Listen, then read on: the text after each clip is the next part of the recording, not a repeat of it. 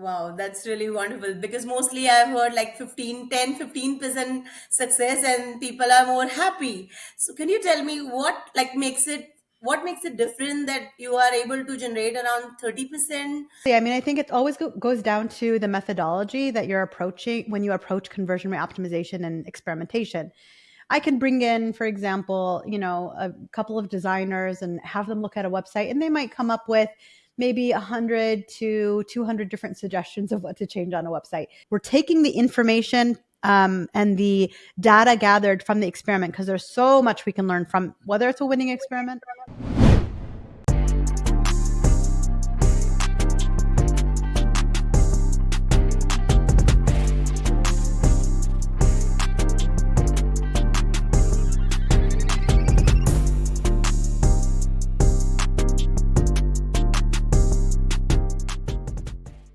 Welcome to another episode of Growth and Conversion Podcast. I'm your host, Meghna.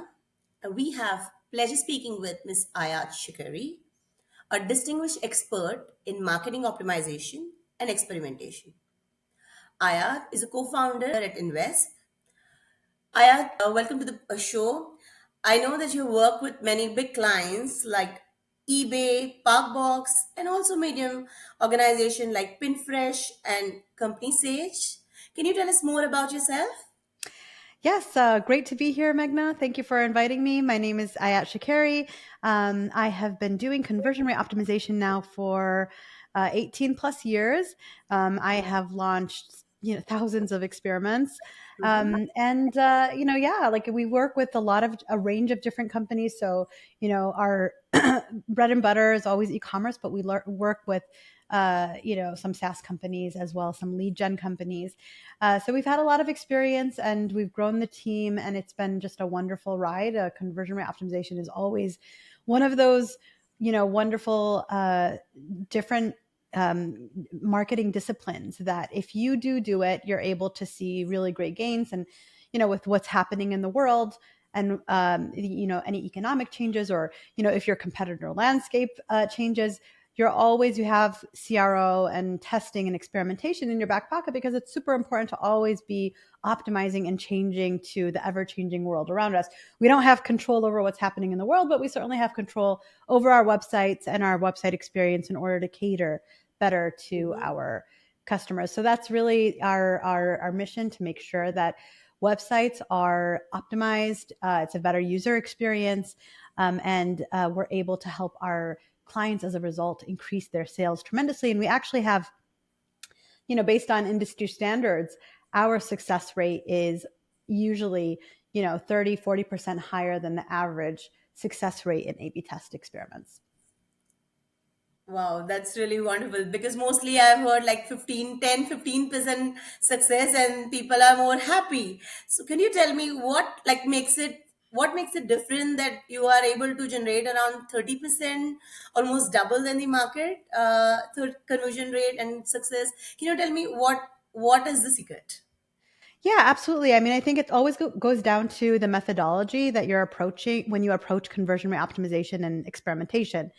I can bring in, for example, a couple of designers and have them look at a website, and they might come up with maybe 100 to 200 different suggestions of what to change on a website. But that's not a measured approach, right? There's no research behind it. It's just kind of like a whimsical, like, this is what I think. But that's not our approach. We're very, very data focused. At the beginning, we follow our methodology is called the SHIP method, and it's super easy to remember. It's an easy acronym, and it actually also relates to what we're trying to do. We're trying to ship experiments as quickly as possible. If anybody kind of understands development, that's where that comes from. But so the S really stands for scrutinize, and the scrutinize phase is the most important phase within the conversion optimization framework, because that's where I am looking at analytics and I'm digging deeper to understand where are their pain points, where are their drop-offs, what sources of traffic aren't performing well, and how can I really optimize that experience. And then I also look at, of course, UX, which is super important for us. So we're looking at, heat maps, session recordings. We're launching different polls. We're interviewing customers. We conduct specific interviews called jobs to be done interviews, so we can really, really understand everything that is leading visitors to making that decision or causing them to abandon within the process. And we gather all of these data points and all of this information, as well as evaluating the site from a UX perspective to really come up with a great big roadmap. And then we prioritize all of those experiments to make sure that we are really hitting the experiments that are going to have that big impact on the bottom line of our clients. And that's why we're able to get a really great success rate, because all of our experiments are very much data backed. They are things that we've researched and we've looked into, and they make sense from a user experience perspective as well. So that's, again, that's a reason why we see a lot of success. That's really amazing. I've never heard of framework. I've heard of PIX and ICE framework in the conversion, but ship framework, it looks something different. You use like many tools to analyze. For example, I have heard of for heat map session recording. Do you use different tools, or which other tools do you use? Yeah, absolutely. So SHIP methodology, I'm just going to go back to that real quickly. It stands for scrutinize, hypothesize, implement, and propagate. Again, like I said, we really emphasize and spend a lot of time on scrutinize, but at the same time, we're also implementing experiments, learning from those experiments, right? And so we're hypothesizing, implementing the experiments, and then we're taking the information and the data gathered from the experiment, because there's so much we can learn from, whether it's a winning experiment or whether it's a losing experiment. There's so much that you can learn, and we propagate that back into our prioritization methodology in order for us to really come up with even better experiments. So even when an experiment loses, we will iterate on that particular experiment, because a lot of times the hypothesis might be sound, it might be the correct hypothesis, but it's actually just maybe the solution that we suggested for that hypothesis. So we'll go back, we'll iterate on it, and then we'll see a really great success there. But in terms of tools, we're pretty agnostic at Invesp, but we do love FigPii. FigPii is an amazing tool because it is an all-in-one tool. It has everything that we need at the tip of our fingers. So our user researcher loves it. They're always looking at the heat maps in the session recording. They're launching polls consistently on a monthly basis for all of our clients on the FigPii tool. But then at the same time, it's a very powerful and easy to use testing engine as well.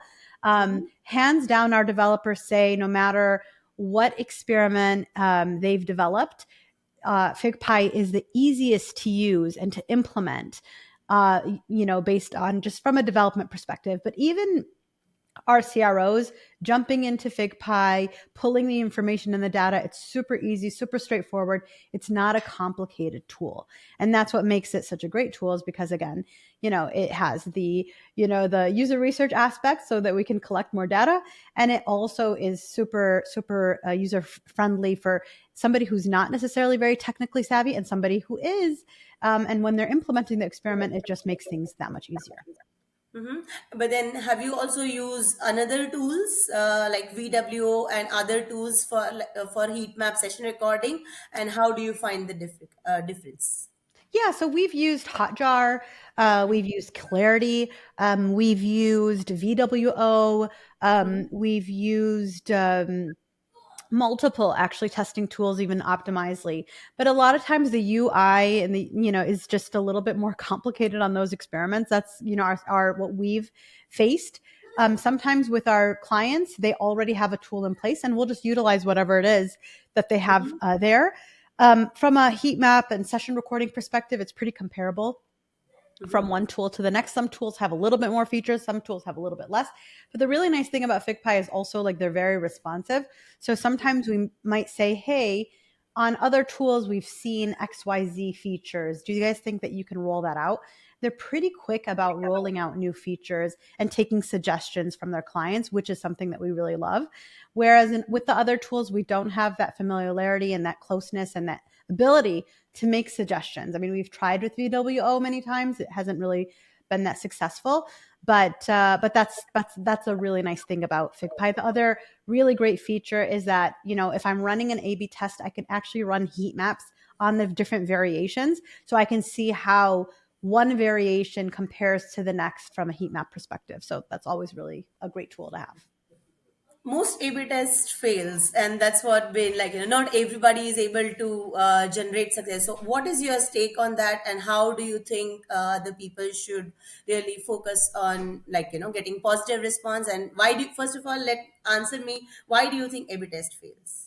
So again, I kind of answered this in the beginning that like you have to have a really good, solid methodology to your A/B testing. You can't just be randomly suggesting ideas, and when you do that, you're probably going to see a failed experiment. So there has to be a lot like of. I usually tell our CROs we need to think through the actual A/B test that we create. So there has to be that research. Hey, does this actually make sense? Is it going to really impact their bottom line? And then we also have to look at it from the results perspective. So I don't believe that there are any failed experiments. I do believe that an experiment that doesn't fail is an opportunity and there's something to learn from there. So I wouldn't just discard it, because I think that, again, I would look back. What was I thinking? What was a hypothesis?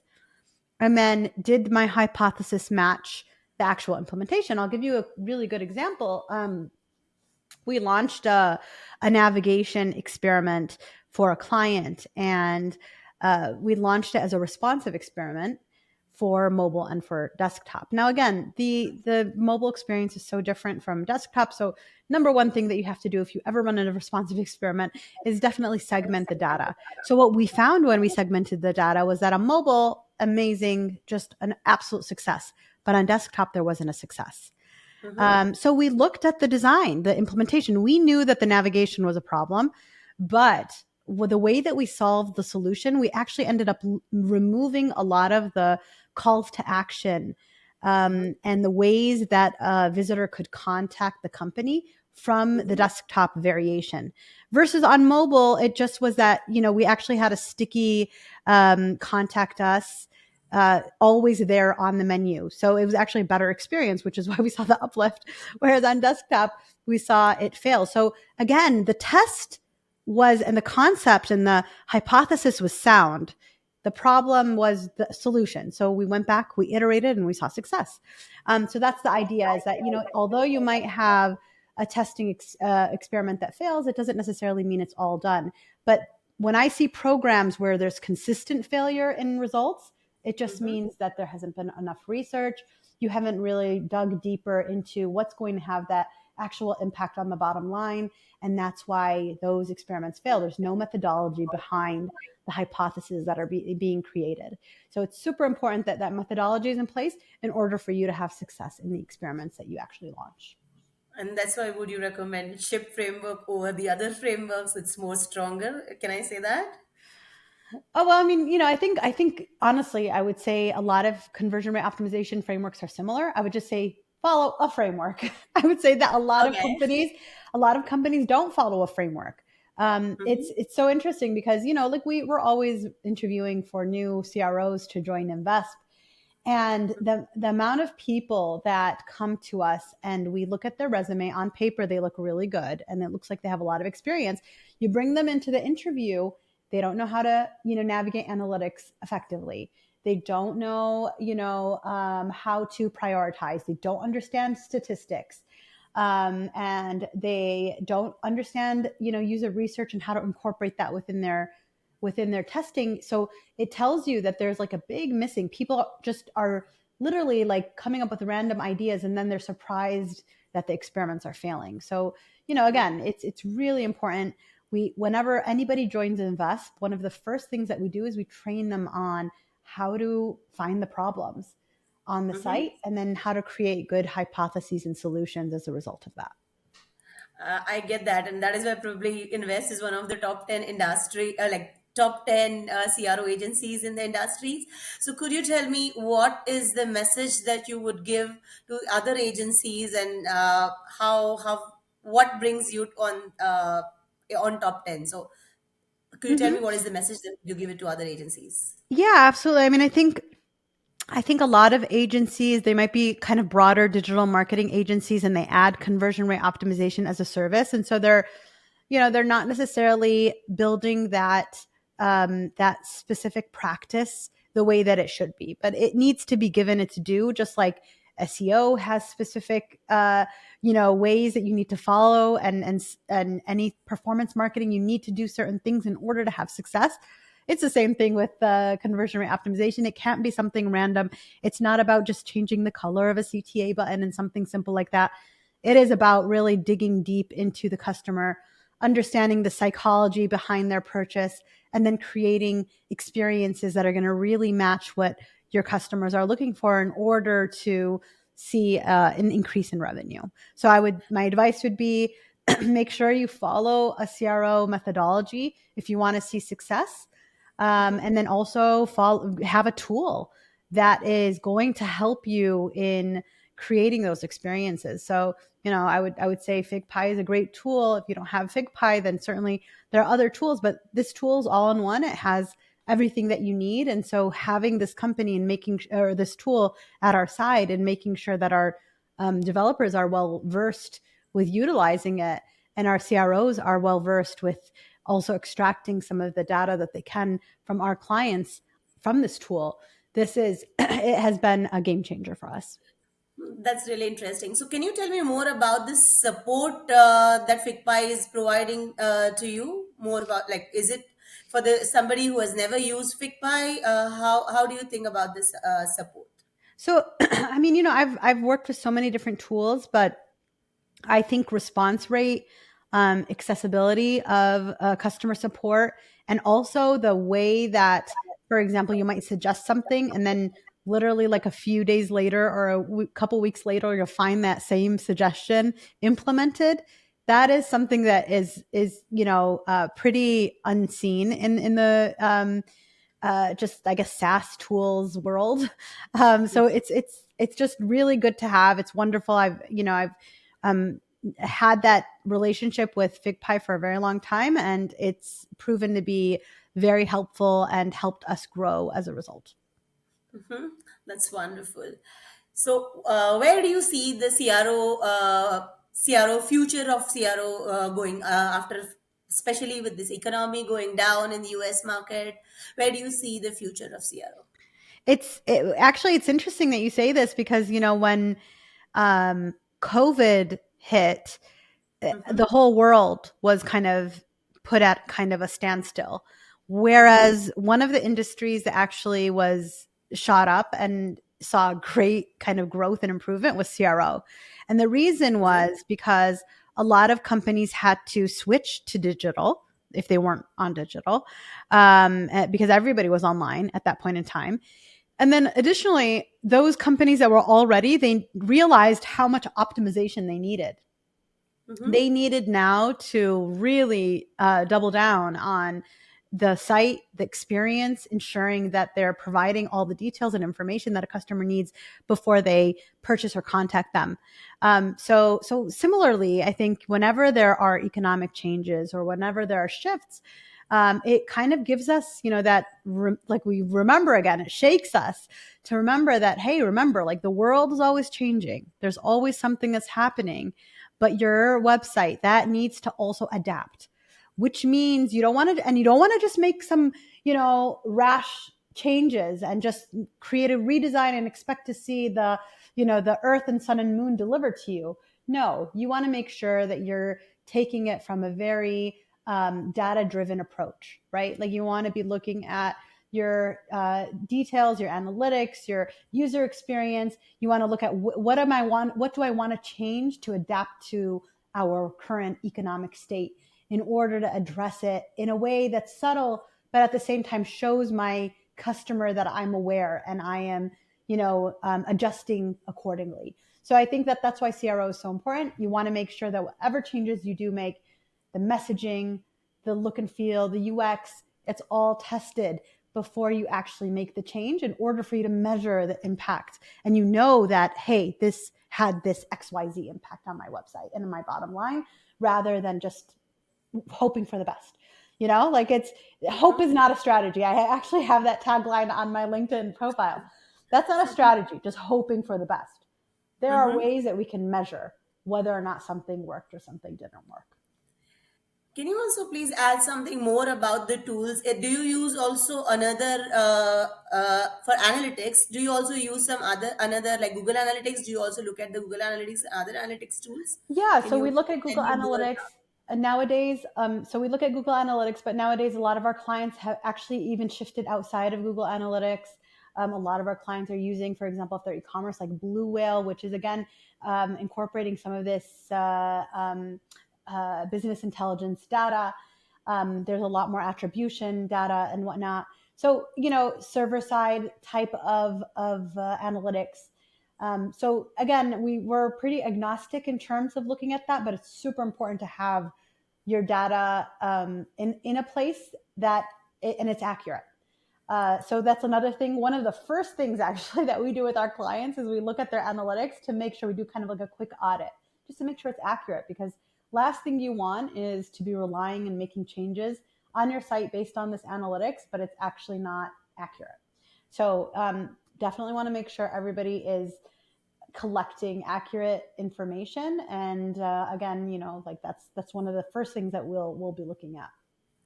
Absolutely. You look very much motivated and passionate about this analytics and conversion rate optimization. Can you tell me what motivates you, like, for growing FigPii, and what is your plan, like growing Invest, and what is your plan for moving forward for the next few years? Yeah, I've always been passionate about CRO. I mean, I've been doing it for so long. I think the combination of really trying to understand, it's like understanding people, understanding how they navigate, how they shop, how they think, and addressing that and making the experience better for them has always been a passion of mine. I love the creativity aspect of CRO. I think from a company perspective, we're always looking to grow. We're recently kind of introducing a new internship program to grow interns and help them gain all the tools that they need to be successful CROs. Because honestly, it's hard to find them, and we'd love to make sure that there are more in the world. All the best. That's wonderful. Thank you so much. It was really wonderful conversation, Ayad. Thank you so much for being on the show. Thank you, Meghana.